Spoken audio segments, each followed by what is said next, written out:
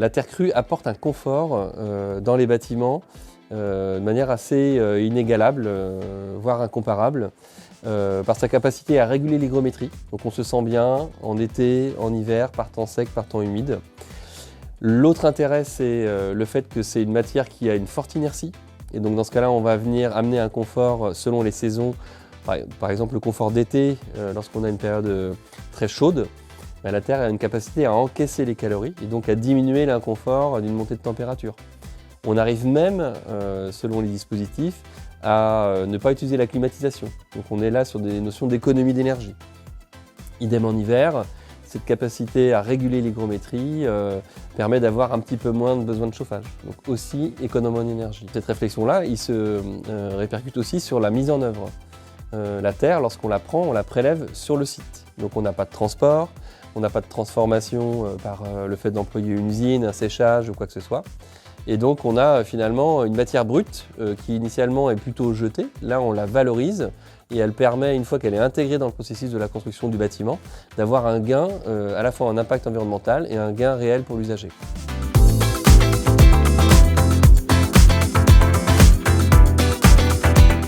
On a fait le choix d'avoir un bâtiment donc, qui a cette spécificité, on va dire cette identité d'une construction type 2020-2022.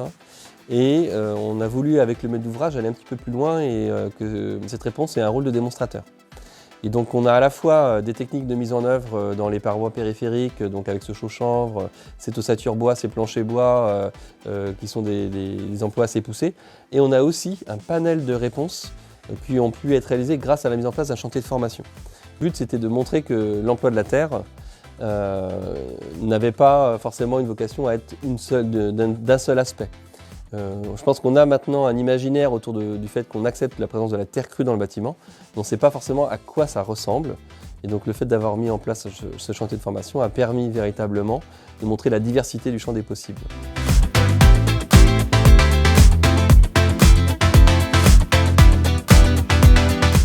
L'idée, c'est de s'adapter toujours à la ressource à laquelle on a affaire. Donc, des terres très argileuses vont être adaptées à un certain type de construction, des terres plutôt très sableuses à un autre type de construction. En fait, ce qui est important, c'est surtout d'identifier le gisement qu'on va réutiliser et de le qualifier pour pouvoir définir quel usage on va en avoir. Sur le chantier de Biolay, là où on se trouve aujourd'hui, il y a 3 terres différentes qui ont été utilisées. Donc, la terre de site, qui a été utilisée pour produire de la terre allégée. Une terre qui provient de Safré directement, qui a été utilisée sous différentes formes, de la terre allégée, du torchis et de la bauge. Et enfin, une terre qui vient de Nozay, donc à proximité directe, et qui a été utilisée, elle, sous forme d'enduit, de torchis et de briques. Sur ce chantier-là, par exemple, on a utilisé 3 types de fibres différentes. On a de la paille, du roseau et du chanvre. Chaque fibre est utilisée en fonction de la technique. Typiquement, pour la terre allégée, on a utilisé plutôt le chanvre, pour la bauge, plutôt de la paille, et pour le torchis, plutôt du roseau.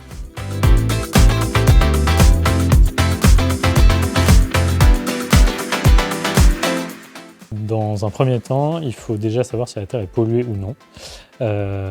Typiquement, en milieu urbain, on a plus de probabilité de trouver de la terre polluée qu'en milieu rural, comme on se trouve là aujourd'hui.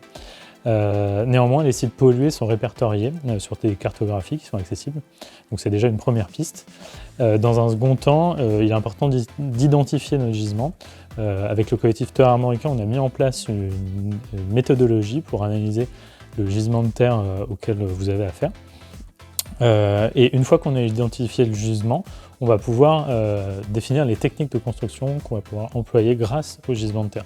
Donc ce qui est vraiment particulier avec la terre crue, c'est qu'on est plutôt dans une démarche d'adaptation par rapport aux matériaux qu'on va utiliser, plutôt que dans une démarche de définir un projet global et d'y insérer de force, entre guillemets, le matériau qu'on aura défini.